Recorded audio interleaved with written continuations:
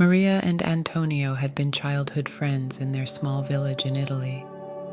They had grown up together, playing in the fields and dreaming of the future, but their dreams were shattered when World War II broke out, and Antonio was sent to fight for the Italian army.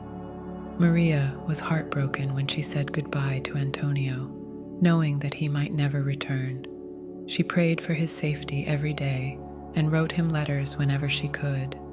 But months went by without any news, and Maria began to lose hope. One day she received a letter from Antonio.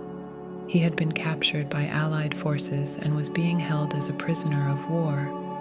He was scared and alone, but he told Maria that he loved her and that he would never forget her. Maria was determined to help Antonio in any way she could. She joined a group of Italian women who were working to smuggle food and supplies to prisoners of war. It was a dangerous job, but Maria knew that she had to do something to help Antonio.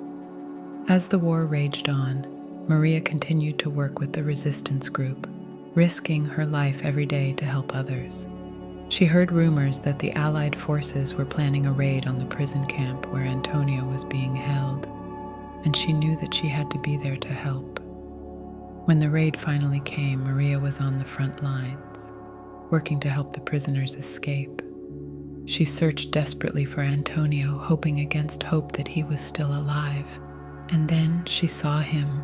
He was emaciated and covered in dirt and grime, but he was alive. Maria rushed to him, throwing her arms around him and crying tears of joy. They kissed, feeling as though they had been given a second chance at life. They knew that they had been through hell, but they had come out the other side stronger and more in love than ever before. After the war ended, Maria and Antonio returned to their village, determined to build a life together. They got married and started a family, never forgetting the horrors they had seen, but always holding on to hope for a better future.